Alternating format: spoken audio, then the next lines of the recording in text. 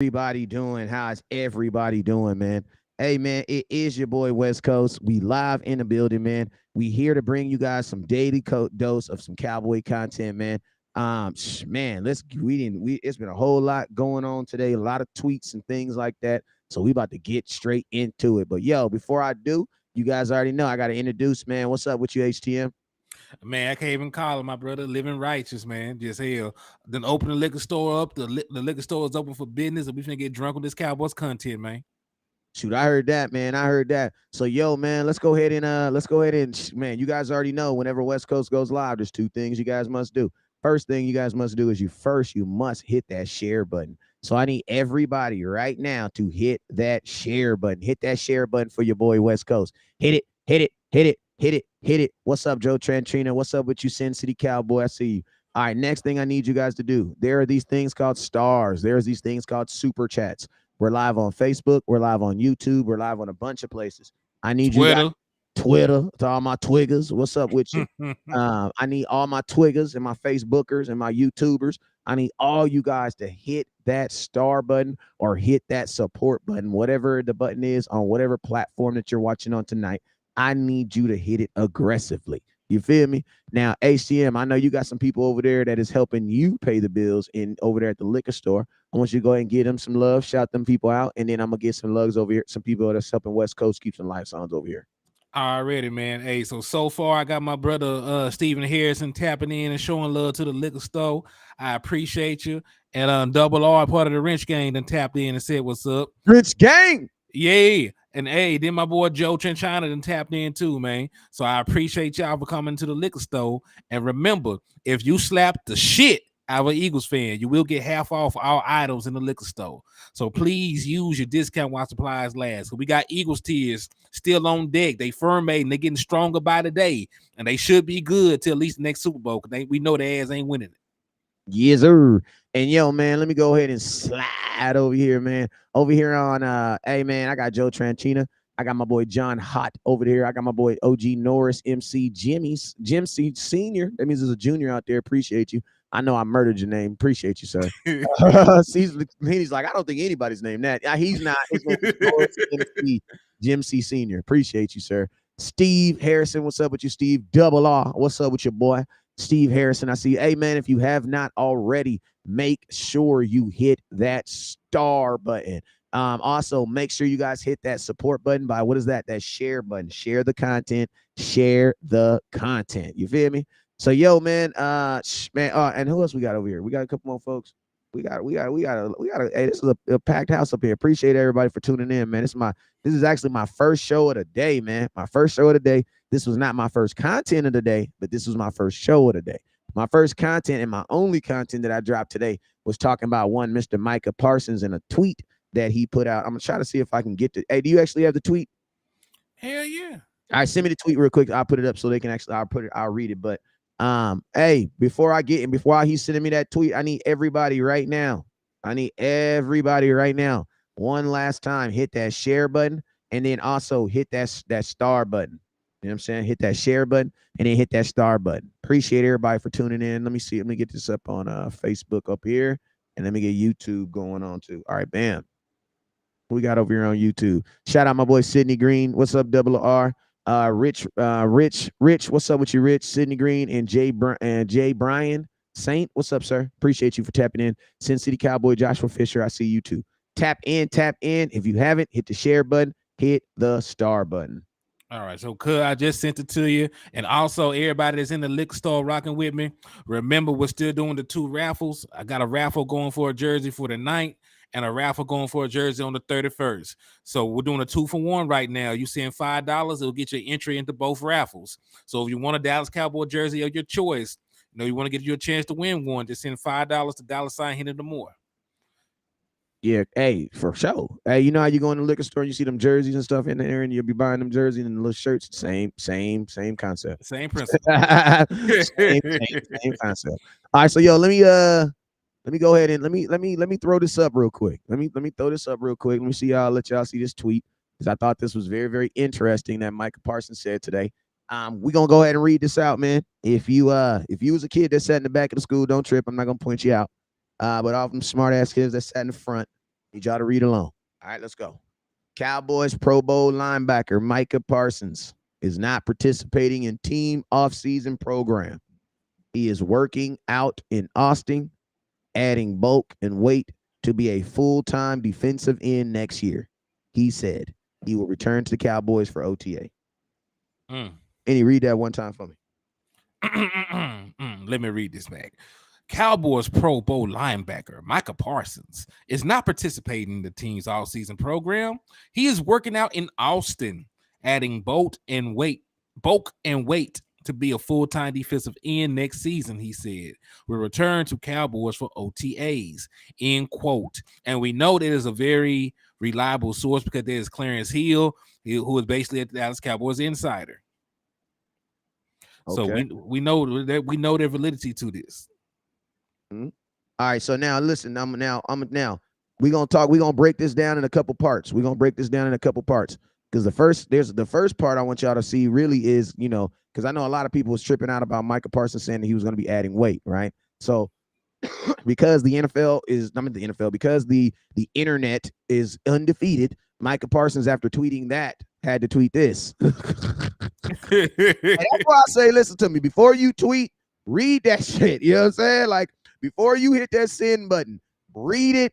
Before you tell somebody your business, think about it. Do I really want people to hear this and know this? Because of what Micah Parsons said, he then had to retweet. He had to tweet this. And this is what Micah Parsons. Go ahead, anyway, read it. Hold up. There you go. Okay. LOL. People hear bulk and think I'm going from 246 to 270. If you've seen any of my videos, I'm still very slim and I'm putting on good weight. I'm standing at 252 currently.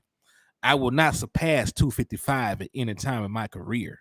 This is just me putting on more muscle to carry the load.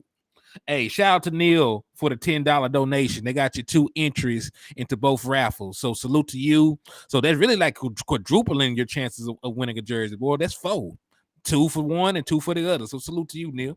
Shout out, Neil. Hey, shout out. And then let me read this one. He says, LOL, people here bulk up and think I'm going from 246 to 270. If you've seen any of my videos, I'm still very slim and putting on good weight. I'm standing at 252 currently. I will not surpass 255 anytime in my career. This is just me putting on more muscle to carry the load. Now, I'm going to tell you this right now. You guys, I am a former football player, but realistically, I'm a former track and field. You know what I'm saying? Track and field is, you look at my cousin. Yep, he telling the truth. You know what I'm saying? Like, track and field is taking me all over the world. You know what I'm saying? It took me to El Dorado, Arkansas to run out there my 10th grade year. It even paid for me to go to college. You know what I'm saying? I went to college on a track and field scholarship. And one thing I know about track and field is there's this stickler that the big, strong, muscular dude, shout out to my boy DC Life Texas with the $5 super chat. There's a stickler that, the bigger you are, the faster you are, the muscles, you know what I'm saying? But what a lot of people don't understand is when you put on muscles, you also put on weight because muscle is heavier than anything else on your body. You know what I'm saying? So by Micah Parsons saying that he's going to be putting on more muscle, he is going to be putting on more weight.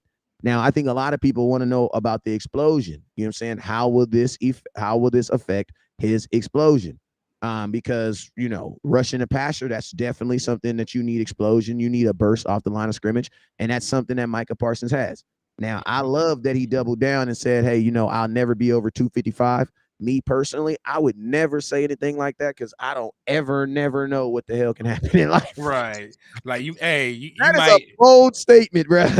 Hey, I guess it's a goal we're gonna stick to because you never know. Like, hell, your body might not agree with you. Your metabolism can slow down any day, boy. Yeah, exactly, bro. That's what I said. I personally would have never said a statement like that. Shout out to Kukalua with the $10 super chat. With the $10 super chat. Yeah, I would have never said anything like that, but I'm also not a world-class athlete, so he could bang the set a little bit harder than me. You know what I'm saying? So but I love that though. I love that. I love Micah Parsons saying that, hey, man, as long as I'm able to put a helmet on, I'm going to be in the best shape possible. I like that. Young T.O. in the flesh. People don't like T.O., but you can't deny his workout ability. There ain't enough people like T.O. There ain't enough people like Micah Parsons who take their workouts as serious, and that's even in the NFL. So I respect that, and I love that. But you know what? I want to know why the hell Micah Parsons is being so adamant about letting the world know that he's going to be switching to defensive end. Mm.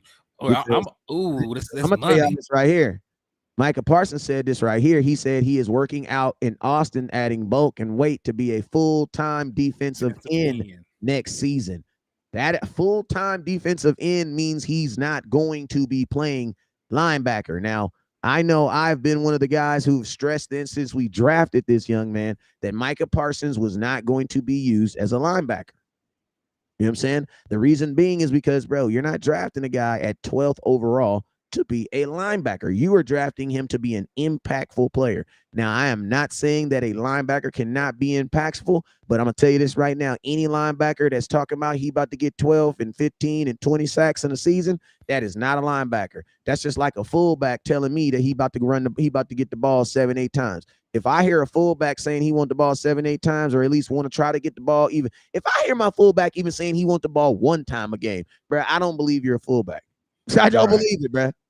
Yeah, I agree with that. So real quick, shout out to DC for Life Texas for the $5 Cash App, and shout out to Christopher Bowles for the $10 Cash App. Salute to y'all, appreciate y'all, and y'all both got entries into both raffles. But to piggyback on what you said about Micah Parsons, you know, it's finally it's really just time that the horse caught up to the carriage. You know what I mean? Because Micah Parsons really has not played traditional linebackers since he's been in the NFL. So, you know, for him to just go out there and say he's gonna be a full-time defensive end, you know, it's just putting everything else to rest. Because you go and look at his snap count, what I'm trying to pull up right now, matter of fact, if you go and look at his snap count, he has hundreds of more snaps at defensive end than he does at linebacker. Like literally hundreds more. So he plays defensive end more than he plays anything else in the National Football League. So him just bulking up and doing it more consistently, he already doing it damn near 70% of the time. Yeah, he's technically getting himself prepared to play the position that he plays already better. Exactly. And I like that he flat out just said he's going to be a defensive end, because we all know the difference in pay between an edge rusher and a linebacker. And at the end of the day, real quick, shout out to my boy Neil for the $10 super chat. And let me tell you, if you don't know the difference, because sometimes we like to assume that that we all just know the difference. Let me just hip y'all to the game one time. Let me, if this is open, let me hip y'all to the game real quick. So go ahead and finish it. I'm gonna drop these edge rusher numbers up here real quick for him. Oh no, you're doing the right thing, brother. But yeah, man, just like Micah Parsons, you already got it up? It's up right now. Bet. There we go. Numbers. I like numbers. I like numbers. Yeah. Lie. Oh. Yes, they do. Ooh. But numbers never do. I see a bunch of 20 pieces, my boy. A bunch of 20 pieces. Ooh. A bunch of 28 millions. Ooh. I see wide receivers numbers. Ooh. I see Joey Bosa wide receiver money. Ooh. I see Myles Garrett with some wide receiver money. Ooh. Khalil Mack does. Ooh, he like that. Ooh. I don't see nobody up here named a damn linebacker making $28 million. Hell, you mean? Y'all want to see what a linebacker make, bro? It's ridiculous, bro. It is ridiculous. Hey, it is a steep drop off. Can we get the linebacker numbers up there right now? Shoot, my son play linebacker right now, but he don't know. In ninth grade, he going straight to edge rusher. Okay, let me get these up for you real quick. He said we sound like Macho Man Randy Savage. Bruh, look at the difference, bruh. Look at the difference, bruh. Y'all want to know why Micah Parsons is like, I am not a linebacker. Look at that, bruh. You know what I see? I see Amari Cooper 3 years ago. I see $19 million. Who's someone I know? I see Mario Chambers. Mario Chambers is making like $22 million right now. Fred Warner is a dog. Like, I'm gonna be honest with you, bro. I think he's the best. This list is low-key disrespectful because Fred Warner has way more impactful on his game than Myles Garrett. And I'll put the stamp on that, fight you in the street for that. Fred Warner is probably the best one linebacker in football, and he makes my mama. on my mama, bro, and my mama a Cowboy fan. And listen, he makes $6 million less than Myles Garrett, bro, because of the sheer position. And he a true All-Pro, bro. Fred's a true All-Pro. Oh my God, we could have had Raekwon Smith for a dub piece, bro. That's Amari Cooper's contract right there. Look at it, man. Like it's sad though. Like linebackers don't really get that kind of money though, because Roquan Smith is the highest paid linebacker right now at $20 million a year, and that's like the sixth. Von Miller is a declining pass rusher, and he makes that much. Like Von Miller, it's like the sixth highest paid pass rusher. So yeah, I mean, these numbers. I mean, if y'all, that's why I say, if you want to know why he is going to push the line on being a defensive end, is this right here. The money, man. Like the money, the straight money. And to be honest with you, Micah Parsons is setting himself and putting himself in a position where if the Dallas Cowboys try to burn him, it's already in. And I'm not saying the Cowboys try to burn him. What I'm saying is he's letting it be known right now that the Dallas Cowboys are going to have to come correct. On my mama, they got to. Because listen, they play a lot of games, a lot of grab ass, out of other fugazi stuff they be doing with these other players. Micah Parsons is way too independent, way too vocal. He does not want to be a company guy. He just want to be Micah Parsons, play football, and say what the hell he want to say, do what the hell he want to do. So if the Dallas Cowboys try to cross him out, like he gonna let the world know about it, and he gonna be an asshole about it, as he should. You know, the Dallas Cowboys don't even respect you if you don't stick up for yourself, right? You try to be the yes man, you try to be the guy that that's the company guy, fall on the sword. They just gonna keep bending you over, wearing your ass loose. Yeah, and I mean, and I don't knock him. Like I don't knock him. You know what I'm saying? Because at the end of the day, this is kind of like what I have been saying, right? I had already been saying that, Micah Parsons, when he came into the league, the aspirations that he had, the goals that he had, those were goals of a guy that could literally, that weren't Ray Lewis. Like, if he was saying that he wanted to be the greatest, it would just be a different conversation. But Micah Parsons was talking about putting up numbers, man. And linebackers just don't do that, man. Like, I'm gonna be right now. I would almost think that Micah Parsons probably has more career sacks right now than Ray Lewis, or has at least half of them. Because I mean, Ray Lewis was a true middle linebacker. He didn't do that. Let me see. Career sacks. Ray Lewis has 41.5 career sacks in his career. Right now, Micah Parsons is damn close though. Because right now, Micah Parsons has 26.5 career sacks, so he's not far off. If Micah Parsons gets 14 sacks this season, he'll be one off from Ray Lewis's career. And it's very possible because Micah Parsons has gotten at least 13 sacks each season so far. How many did Ray Lewis have? The most in the career? Yeah, how many Ray Lewis have? Well, in a season? Yes. No, how many does he have in his career? 41. You didn't hear? He has 41. 41.5. And how many does Mike have right now? 26.5. So, like I said, if Micah Parsons gets 14 sacks this year, he will be one sack off from Ray Lewis. And that is very possible because Micah Parsons has gotten at least 13 sacks every damn season he's been in the league. So he'll have that next year. Yeah, easily. Especially if you're gonna play defensive end full time, you're gonna have more opportunities to rush the passer. Micah Parsons might mess around and have 17, 18 sacks. Yeah, he's gonna. I mean, at true defensive end, he would have had 20 this year. Easily. And I mean, I'm be honest with you. I feel like the Dallas Cowboys, like, it's a business decision. You know what I'm saying?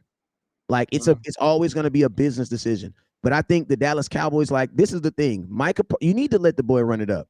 You need to let him run it up because he's not gonna bite on it anyway. He's not gonna give you a deal anyway. Like he's not gonna let you. He's not gonna give you any. So why not just acknowledge the fact that he is what he is? And to be honest with you, I would just get in front of and just pay the boy next year. Might as well. Because the only thing the Dallas Cowboys have to do to clear the adequate cap space is to give Dak Prescott his extension.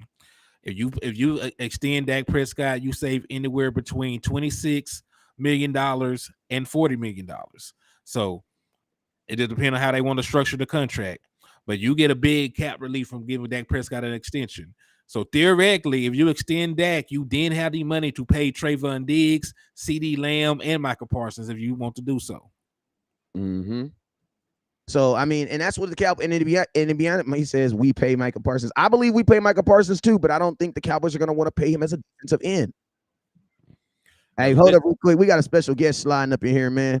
Who knocked at the back door? We got my boy Jay Tuck, man. We got my boy Jay Tuck. What up with y'all, man? Man, good, man. What's up with your big Tuck?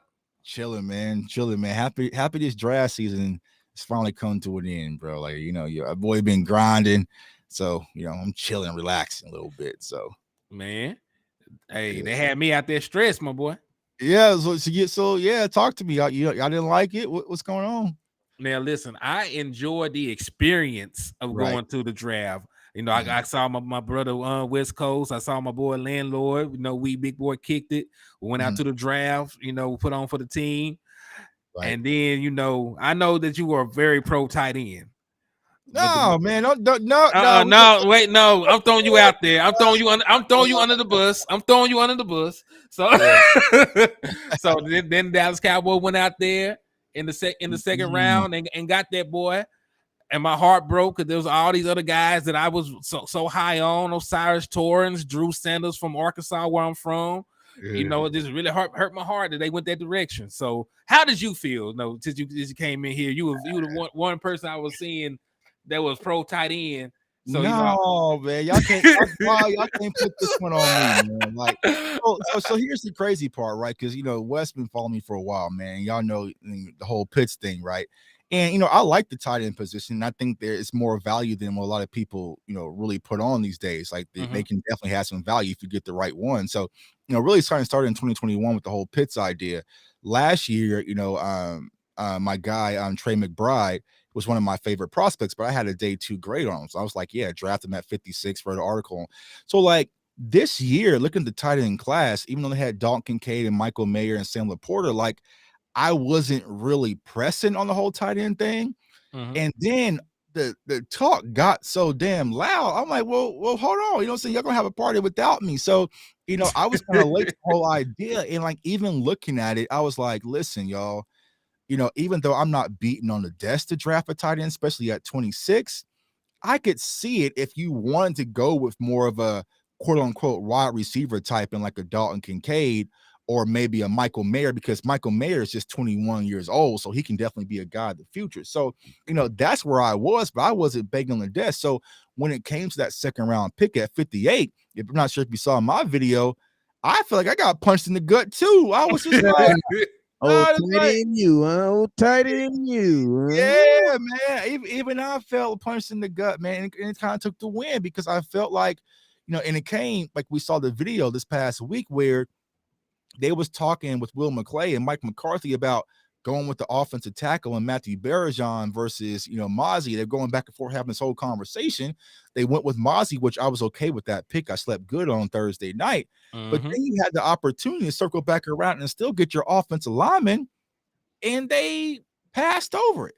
And then the third round came, and they passed over it. And then the fourth round came. And it's just like, okay, so how did you go from having a conversation and considering the tackle position in the first round to not addressing it until day 3? So, when it comes to Luke Schoonmaker, he's a decent blocker. I feel like some of the blocking is kind of overrated because Cowboys fans always try to, pour a little sugar on it. But here's the thing, y'all. The kid is 25 years old. Like, he's going to be 25. He's coming off 2 shoulder injuries, a quad injury. Like, he ain't the no prime chicken right now. So it's just like, where's the separation really going to come between him and Ferguson and Hendershot, where I think it's going to be a competition and it's not as clear as some people are starting to make it. So I just don't think that we got the proper value on day 2 with the tight end position. like for me personally. And Now, I and believe that that as sounds well. crazy coming from me. You know what I'm saying? And no, it sounds honest because like we did a lot of background work before we went to the draft. You know what I'm saying? Right. Like we can't cover the draft and not have any idea who the hell these people are. Right. Well, we looked at tight ends, didn't want to, of course, but we looked at tight ends. He wasn't even one of the tight ends that was on our board. You know what I'm saying? Right. And then when you compare that to what everybody else say, these other so-called experts, they had a 4th round grade on the board. Right. So when it was me, right, and it was my decision to make a pick, it would have pretty much been Osiris Torrance because he was the highest graded guard on my list. It's not the same as anybody else, but just from what I'm looking at, him, his size, him not ever giving up a sack in his collegiate career, playing in the SEC against guys I know will play in the NFL on Sundays. That sold me on him. And then even if you didn't want to go in that direction, right? You had other guys that had higher grades than this guy did. Drew Sanders, was a fringe 1st round pick to a lot of people. Then you look at guys, Then you had guys like Jalen Hyatt. If you wanted to go for a weapon, Jalen Hyatt was there. Josh Downs was there. Tank Dell was there. So there was a litany of guys that you could have went out there and gotten, and I would have felt better about the acquisition of that player. But they did what they did. So I just got to turn shit to sugar at this point. Yeah, and that's where we're at right now, like I said, because I felt like that, like I said, kind of took the air out my lungs when we went that pick. Because I was just like, I don't understand it. But going into day one, I was under the idea where I thought the whole tight end talk was just a smoke screen. So day one on Thursday, I'm giving them credit for tossing out that smoke screen. And they come like, nah, they was dead serious about this whole tight end thing. They was dead serious on it. Say something. This draft was so crazy. This mud effort tuck day one, suit and tie. Jerry Jones looking like he worked for Jerry Jones. Hey man, I was back in the media room, man. I just showed. You know what I'm saying? Dude, this month was a whole fan. Day three, Tuck was just out there. Hell yeah, bro. Say man, I got these cheeseburgers for a couple more picks, man. I'm trying to get it right, man. Hey, real quick, shout out to Salter for the $10 donation, man. They got you 2 entries into both raffles. Thank you, brother. If you want to know how the draft went, just go look at J Tuck's outfits throughout the 3 day, bro.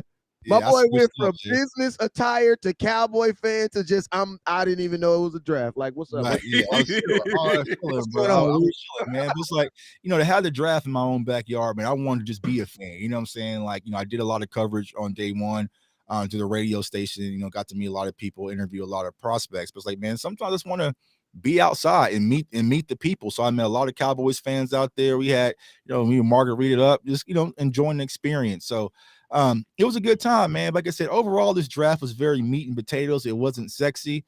It was just like, you just got some deaf guys, and here we are. And I feel like that's the frustrating part is the way we did this offseason with getting Stephon Gilmore and re-signing Hankins and Donovan Wilson. Like, we kind of created some separation. We really had the opportunity to put our foot to the floor and really put our foot on their neck, and we just let them back into it. So here we are. But, we'll be all right. If you felt the Cowboys was a 13-win team before the draft, you feel they're a 13-win team after the draft. Like, because we didn't really do anything to change it. That's what I'm saying. I'm gonna say this though. I'm gonna say this: the Dallas Cowboys did do one thing in the first 3 rounds that I think will pay dividends. They did get 2 players that were highly graded against the run. Maji Smith, in my opinion, is the best one tech in the league. In the draft, not in the league. God forgive me. Maybe that's a fruit and slip or some things. Right. And then even Overshown, even though he's not a traditional linebacker, he still graded out positively against the run.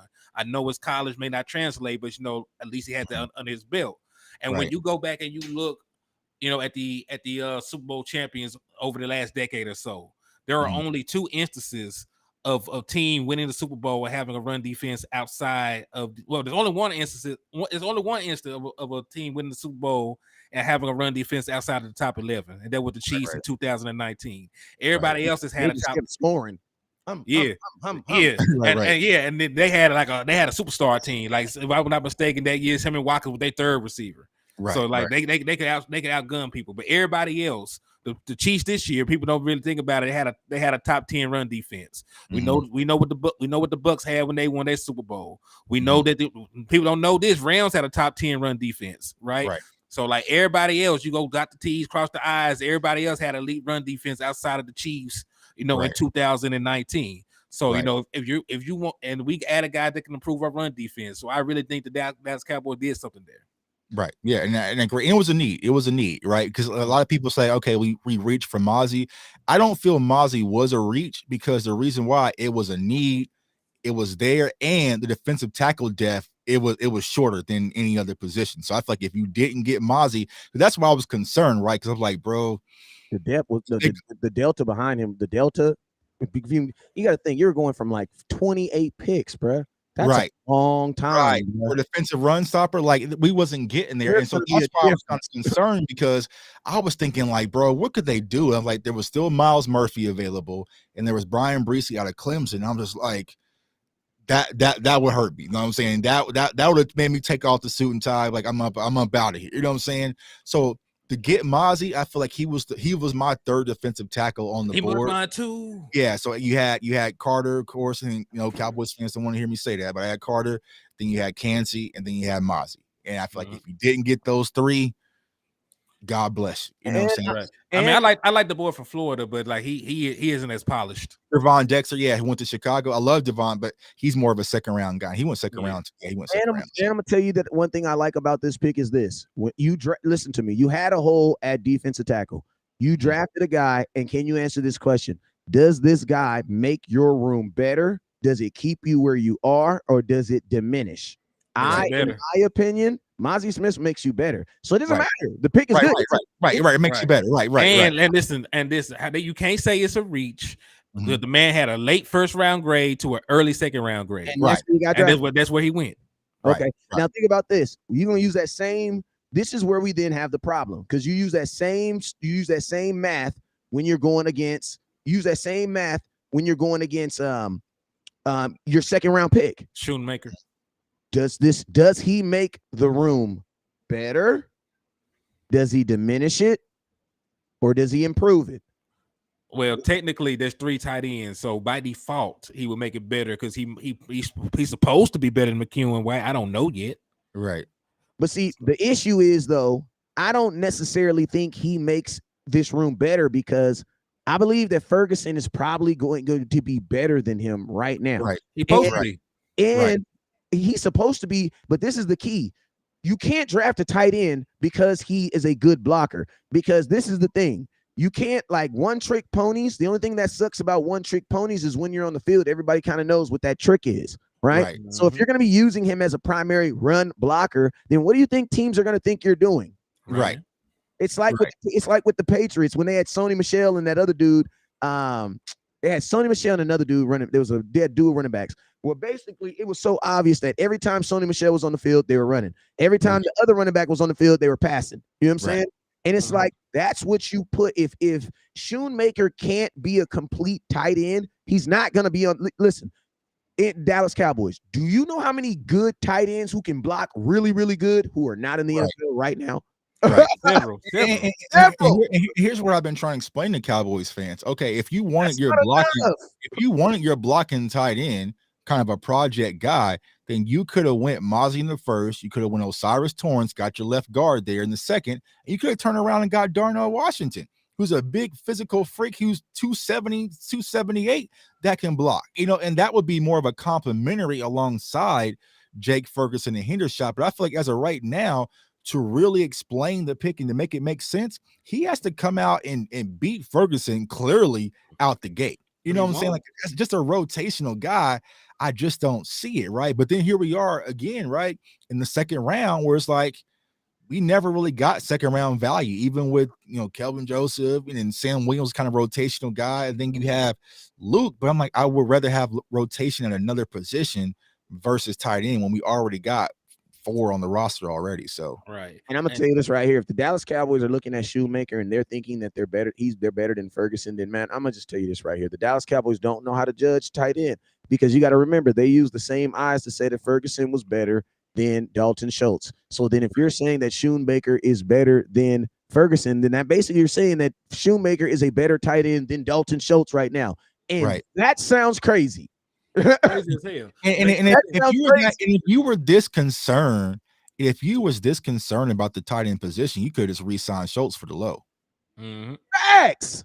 So I mean, think about this. You still have your second round pick. And I'm gonna tell you the thing that irritated me the most about the second round pick is like the Cowboys do stuff that flat out contradicts the other things that they do. Like there was a video that they dropped about them having like a conversation about, we're gonna either take the defensive tackle or we're gonna take a guard, right?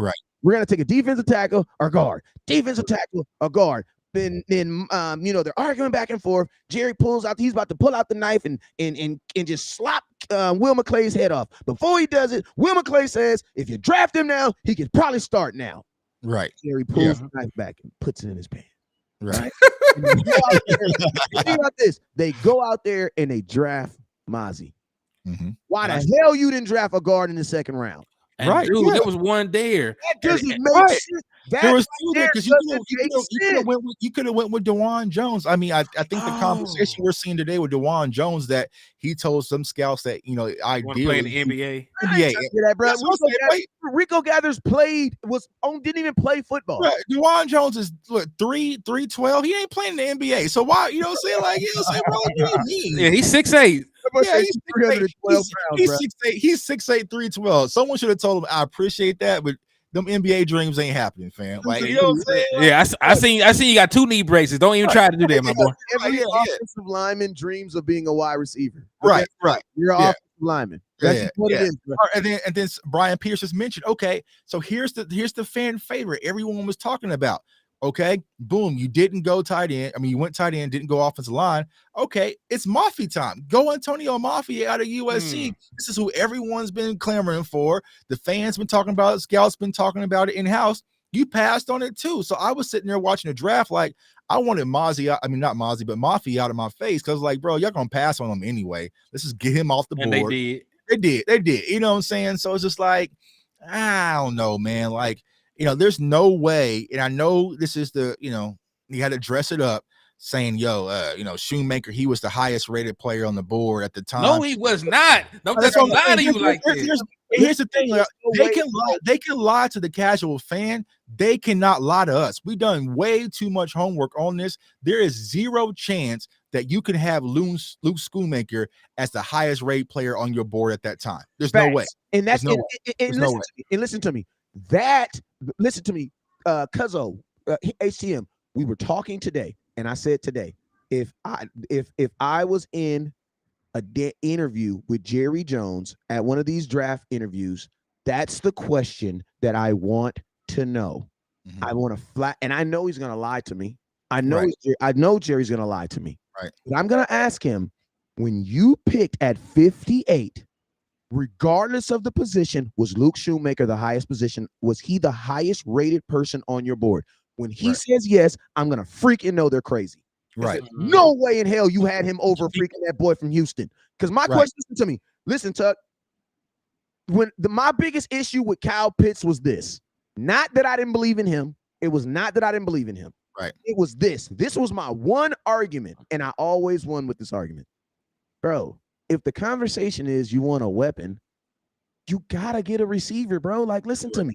You can't if you're in the market for a weapon to go to a fight, and you have the options of getting a gun and a knife, a wide receiver is a gun, a tight end is a knife.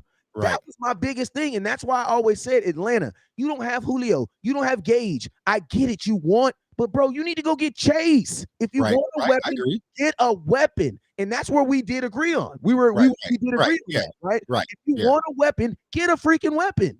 Right. Bro. Yeah. You're not gonna tell me that they had that boy Tank. Yeah. They had Luke as a weapon. Nah. Hold on, real quick. Run every. We ain't trying to say we know more than Will McClay. At the same time, you got to understand Will McClay has not always gotten it right. So Will McClay was right about Kevin Joseph. That's what I'm saying, and that's the problem with a lot of Cowboys fans, right? Because all the good picks, he goes on Will McClay's tab, but all the bad ones, man, you better You better The stop Reggie Robinson don't go on Will McClay's tab. The Bradley and I don't go on Will McClay's tab. The Joe Jacksons and the Michael Jacksons, those don't. I don't like Michael Jackson. Yeah, he actually playing somewhere right now. He playing now. You know what I'm saying? But then, okay, so drafting Ridgeway last year and then cutting him, then cutting Tristan Hill, you have to circle back and getting a one tech. Whose tab does that go on, right? So I get it, right? We love Will McClay. He's done a great job. But he's not flawless. He is not flawless by any means of the imagination. And when you do the type of work that we do as content creators, as media, we have a right to question the choice because no one has asked them. No one has set up in that media room and said, you know what, you guys went with Luke Schoonmaker out of Michigan tight end. Tell us a little bit, what does he do and provide to this offense that Jake Ferguson and Peyton Hendershot already don't provide? I'm gonna tell you this right now. If this young man cannot beat out Ferguson this year, he doesn't get it right more than me, actually, though. That's false. That's facts. Because I can go through my tweet because I picked this whole draft apart to pieces where I was telling y'all the picks before they even came in. You know what? I'm gonna just smoke my blood. You know what I'm saying? So I mean, Ronnie might be new. This is West Coast's channel, so he might be new. But don't play. This is not. I'm not one of those, bro. I really broke this. Who is y'all, bro? Nobody. Who is y'all crying over Micah? I'm gonna hear my blood. It's all public though. So you can go through my timeline and circle where I said if y'all want a free spot, circle Overstone to Dallas. This is 4 or 5 days ago. 6 or 7 days ago. I called out the pick before the card was turned in. And as West Coast mentioned, I was outside. So how was I still in line with the Cowboys? Who has tweets about Isaiah Lane and just dropped the film session on it? Who talked about Earl Bostick Jr.? Who told y'all about Darrell Johnson out of Liberty? And didn't nobody and on my mama, did nobody cry over no Micah Parsons? Right. Did nobody cry no Micah Parsons? You want to know why? Because both corners that I wanted were already drafted. So that's a lie. Like Micah Parsons was the best defensive player available. But who told them clearly that Asante Samuel Jr. was a better prospect than Kelvin Joseph? Shit, cuz of you. Because hey, I wasn't even making content at the time, but I know for sure I seen show with West Coast and Jay Tuck said that Asante Samuel Jr. was him. It was clear as day. It was clear as day, right? So here's the thing: people have to understand. It is now 20 and 23. The same resources that those scouts have, we have too now. Same resources, bro. Same resources. Talk to scouts, film session, talk to coaches. And I'm gonna tell y'all something. Like, I've had the pleasure of hanging around some people who you would feel are famous. And you know what I realized? They're freaking regular ass people. They fart, they trip over stuff. They forget their keys. Like, you guys be putting all this extra stank on Will McClay. Like, listen to me. If you really, really want to think of the grand scheme of things, no GM is really good because GMs really have more guys that didn't make it that did. Because think about this. We're talking about Will McClay. We'll probably say 12 names. Will McClay's been a GM for like 15 years. Right. Bro, how many players has he drafted and brought in? Bro, I remember a whole free agency that we cut everybody by week 6. Right. Daryl Woolley got cut. What's that big fat boy? Remember Clinton Dix? Remember all got out of here. What was the big fat one? And he didn't do nothing. Oh, Terry Poe. Oh my God, lazy ass. Had the car in the parking lot. I ain't never seen a Bentley that big. God. Yeah. So it's just like, bro, like let's not act like they're. Do they do? All right. Matter of fact, was he not the guy that picked everybody in the 2017 draft, right? Yeah. So see, he don't. All right. So Taco Charlton, Cheeto Woozier, Ryan Switzer, Xavier Woods, who we know ain't shit. Those don't count. No picks don't count. He had a whole entire bad draft, but we're gonna act like this man is Jesus. Those are rod picks. They rod picks. Like Rod Marinelli went in there, decrepit with held a gun to his hand, could barely stand up, made him pick all these bad picks. Yeah. Yo, landlord, what's up with you, man? But like you said, it's just like, I'm not saying they're trash by any means. They do incredible work, but they're not bulletproof. And we do incredible work here as well. Y'all saw us. We was outside too. We was all outside talking to players, prospects, everything. So it's not that much of a difference. So it all comes down really to just how much work you put into it, bro. Like, trust. Like, I'm gonna be honest with you, man. Like y'all know how I do the draft process. I do the draft process after the draft process. You feel me? Right. Oh, and the reason is because I don't like being at the draft like J Tuck. Like I know part of the reason I know, and we can have a moment of clarity. Let's have a moment of clarity. I know that you gotta love what you do because it has to suck to study 250 dudes and the Dallas Cowboys pick one dude. You know, it does. I mean, and honestly, turn around and do it like, another year, bro. honestly, like the draft work that I put in, one because it was in my own backyard, but it's just to push me. You know what I'm saying? It was more about pushing me. What I'm saying is, Yeah, I talked to him about that though. Like that's the great, and it's almost like I was talking to Boss today, and we both said the exact same thing. It was almost this draft was almost like an arrogance, man, because we drafted people that like think about this. We have a higher rated. We have a guy who was rated a 4th round pick who we got in the UDF, right? We have a dude that we drafted like Luke Shoemaker that was like a 4th, 5th round pick, right? That was drafted in the 2nd round. Right. Same with Asen Richards. Asen Richards had a 7th round grade. He got drafted in the 5th. We picked up TJ Bass, who had a 5th round grade as an undrafted free agent. And he was, and that's the thing. And listen to me. I know when you're looking at a girl, it's F everybody else. You don't care. She pretty to me. That's your woman.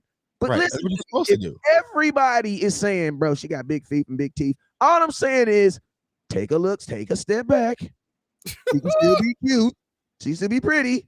Right. But we gonna acknowledge that she got big feet and big. You know what I'm saying? We're not like sometimes I feel like the Cowboys feel like we're smarter than everybody else. Our process is better than everybody else. And I'm not saying that you're not supposed to feel and think like that. But I'm not gonna sit up here as much as I may say I'm not gonna use the Eagles content creators because I do feel that way about Eagles content creators. No, I was gonna say that they don't know what they're talking about because they don't. They don't. Who's a good fan base that knows that knows their team? You know what? I'm gonna tell you the Giants. Here you go. Giants fan base. They know they're for the content creators. They be on their stuff. I don't like the Giants, but I wouldn't necessarily just say they don't know what they're talking about. Right. The Cowboys literally go into a situation where it's like, you know what I'm saying? These are our picks. We don't care what the consensus is. Okay, well then stop going to Senior Bowl then. Well, stop going and stop sending me 1,000 mock drafts on Twitter. Like, yeah, stop going to the combine. Why are you using all these tools that everybody else uses to come up with a number and then not trusting the number? Yeah. And that's why I say, like Antoine just said, like, expect y'all fellas work, but people should do their work themselves. And that's why I'm saying, and I always tell people, mute my videos. You ain't got to listen to a word I'm saying. Just watch and inform your own opinion. But I know how much work it takes. I know the average fan isn't going to do that. So I do it for you. And I just feel like Cowboys fans don't understand what they get in our content space. Not a lot of fan bases get that, right? Because right now there's Bears fans going crazy on my channel, Jets fans, Vikings fans, because I broke down prospects that they got and they had no idea about any of these guys until they came and followed me on my channel. So it's like, it's just about pushing limits, man. But that's a whole nother conversation. But like I said, at the end of the day, it was a meat and potatoes draft. We got some stuff. We got some needs. Nothing too sexy. Ain't nobody buying jerseys anytime soon. And we good. Yeah. Ronnie said she cute in the dark. Right. And I'm gonna tell you this. I kept saying that too throughout this whole draft process too. Like, man, the Cowboys. This draft was definitely one of those drafts where there's probably not one draft. There's probably not one jersey in this draft you gonna order. I don't think they're, how the pro shop normally says, hey guys, come get your name. They ain't not printing up no 58. Ain't nobody gonna be wearing no 58. Yeah. No, he ain't. You might get Deuce, but not with that number. So it's just like, what number did they give Deuce? Like we get 43 or something like that. 42. 42. Yeah, 42. Yeah, Nah. Yeah, we good. He good. Appreciate it. But I don't putting that on. So, like I said, man, like. It's a draft, right? You had to draft, you had to pick players. Was there some head scratching moments? Absolutely. But at the end of the day, it's just like, the Cowboys really couldn't fail in the draft, because how the team's already established. But I just expected a lot more. You know what I'm saying? But I felt like failed, but they could have came up though. because they could have came up. They could have came up. They could. That's what They you could have gotta really. talk about, man. They could have really put their foot on the throat of the NFC. Like they Thank really you. could have That's what did it. I'm Could have saying. separated.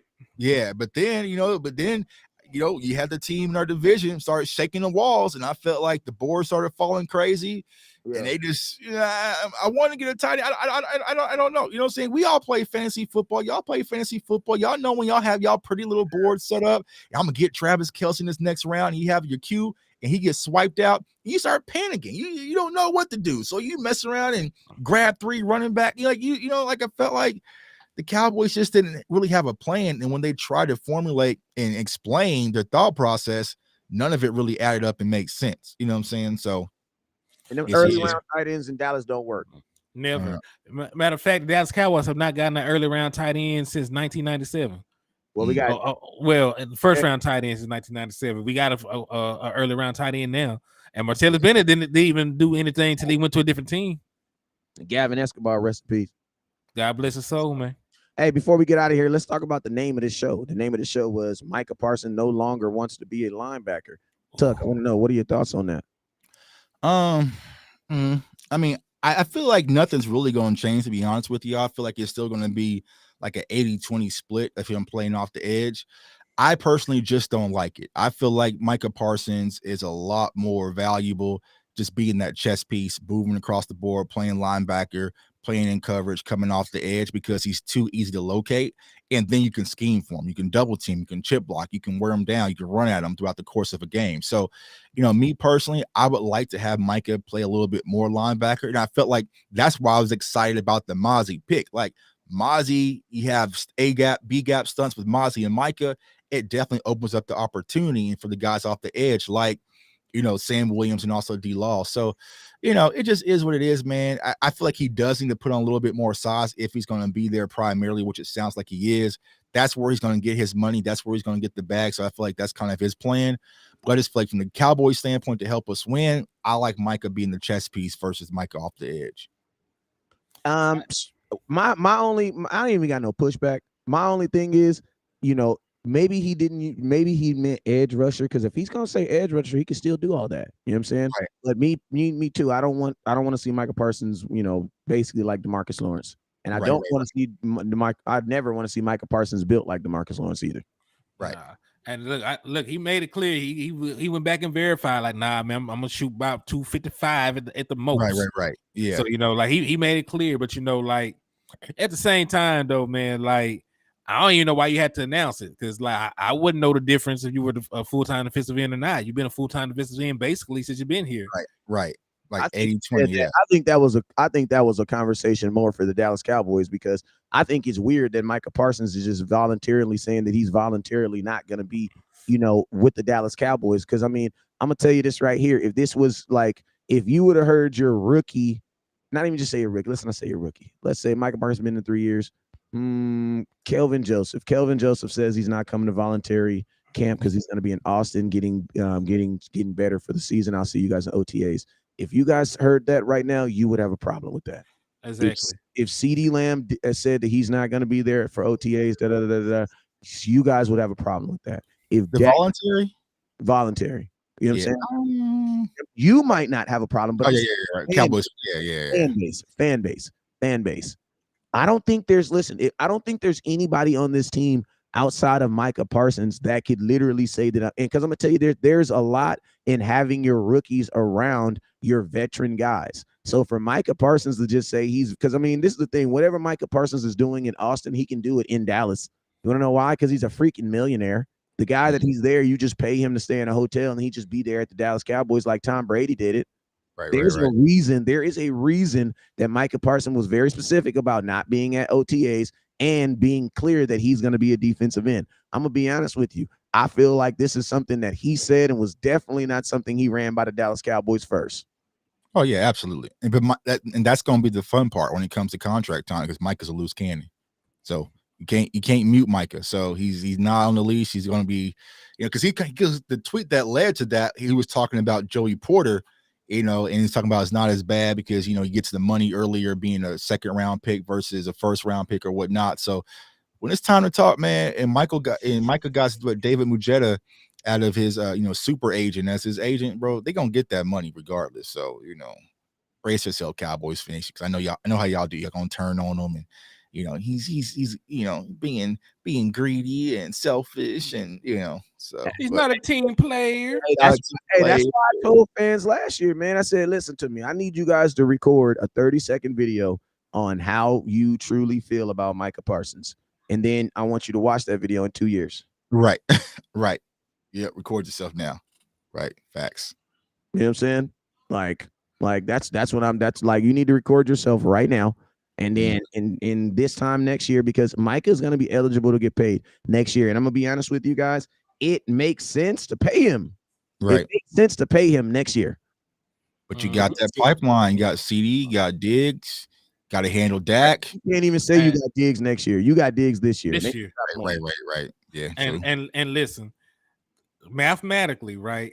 Dallas Cowboys know that Dak Prescott has to get an extension. He's going to make $59.4 million next year if they don't, because they can't cut him, and he can veto any trade. So you're going to be on your roster. Right. So but listen, the upside to that, though, like I'll talk to Wes about it. If you extend Prescott, you save anywhere between $26.5 to $39 million. Mm-hmm. So you clear up enough cap space to sign all three of them boys. You can sign Trayvon, you can sign CD, you can sign Micah, and it won't hurt you. All you got to do is backload the contract like you normally do. Right.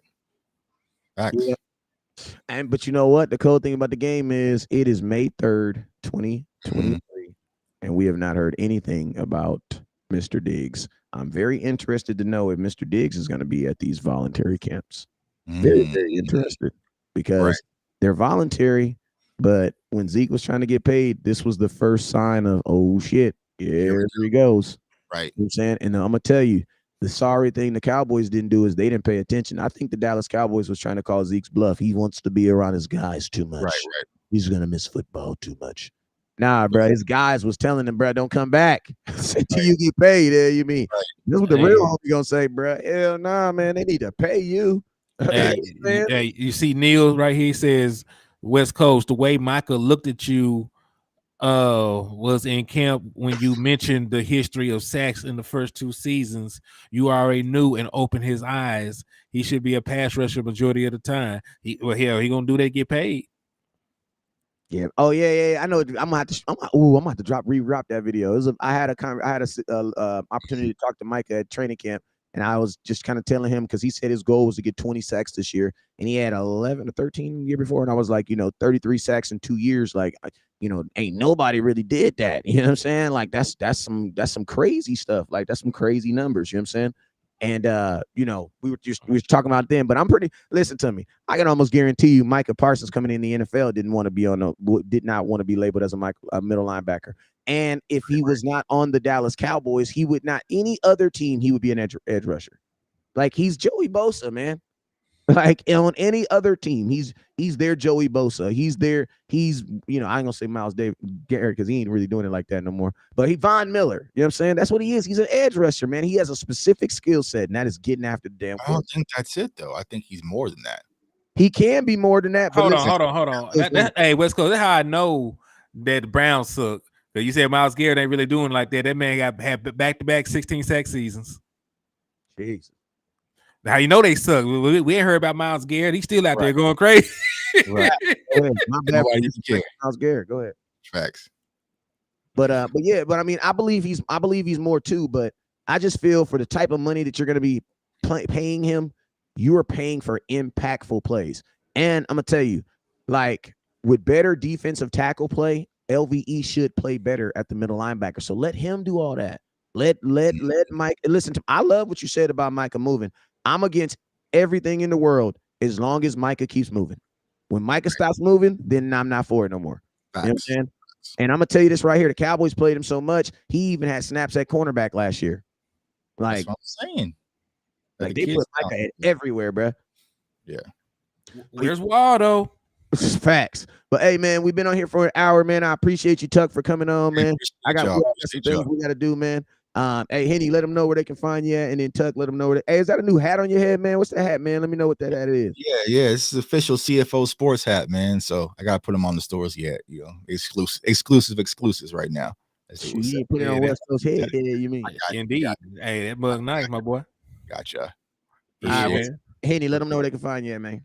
Yeah, man, it's your boy Henny the Moore reporting live from the liquor store, man. Hey, you can find me on YouTube at HTM Sports, on Twitter HTM Sports, but on Facebook it's a little. I finessed it a little bit. It's Henny the Moore, and I appreciate everybody for coming to the liquor store. I always tell y'all to drink and drive responsibly. But if you see an Eagles fan in the middle of the road, you have my permission to run their goofy ass over. Yeah, see, I gotta get Henny on these round tables, man. You my sub this year, man. I ain't doing them round tables, Eagles round tables. Take him over there, bro. They'll love Henny. Yeah, you got it, man. I'm retired, man. The numbers on their ass too, so they probably won't like Henny. They don't like numbers. Oh, you don't want numbers. Oh, I don't like no context. Nah, they don't like context. Yeah, remember, Cowboy fans don't go to drafts. We're not outside. I just see. Listen to me. Right hand of God. Wait, no, right hand of God. I, West Coast. Did not see one Eagles content creator at the draft. There was two. Okay, I didn't see yes. Well, he was back there with. They were back there with me, but I didn't see yes. I know everybody saw me though. Yeah, he was outside. I know we had Tuck in the building. We had HTM in the building. We had Landlord in the building. We had Mark Holmes in the building. DMV was in the building. Bro, like, come on now. That's just for the draft, bro. There's like 12 of us out there. Like, that's just for the draft, bro. Right. Yeah. Aisha went to almost everything. I don't know if she went, but she went to damn near everything. Right. Like, come on, bro. My little homies is putting in work, bro. Right. They said 2 dudes. Cowboys spoiled, man. It's full. It's full. 12 different angles you could have hit. You got the draft from. Yeah.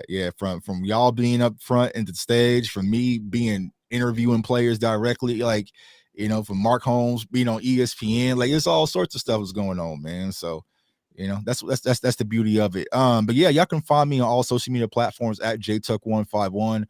My YouTube channel is CFO Sports, man. Y'all can come by, comment, like, subscribe. We got the merch going on right now. Doing a lot of film sessions on players that we actually now have on our roster, which is kind of cool. I just broke down Isaiah Land. I got a few players stashed coming up here soon for this week. So yeah, come on by. We do live shows, draft content, Cowboys content. I'm always outside with my guy West Coast, man, once the season starts. So, it's almost that time. So I appreciate y'all. Yeah, man. And hey, man, I'm gonna tell you this right here. We be so outside so much. Listen to me. I didn't even get to bump into my boy Tuck. That must be crazy, man. How we literally like we just. The cool thing about it is I talk to you every day. Right. Yeah. It's just, well, the one thing, the draft was up and down hill, bro. And I told people I wasn't walking up and down that hill. So I was like, nah, I went out there for a cool little second, and just met people, and I went right back inside. But then day 2, I was outside, Hey, but when you got there, I left. When you got there, I left. That's how it's supposed to be like. And that's what I told HCM, like, listen, man, shoot, your content is your content. When we hit the events, bro, shoot, we ain't chilling, bro. It's trapping, bro. Like Lando said, we trapping, bro. And that's what everybody was on, bro. And listen to me. Y'all may not even know it, but from day 2 on, man, it was raining like a mug. Yeah, bro. That's why I got up out of there. Got up out of there. I almost didn't come. Yeah. He told me there was a $13,000 drop limit, and he had to turn his ass around. Kansas City in California, crazy ass weather, man. Hey, I'm your boy West Coast. It's been fun. You already know what it is.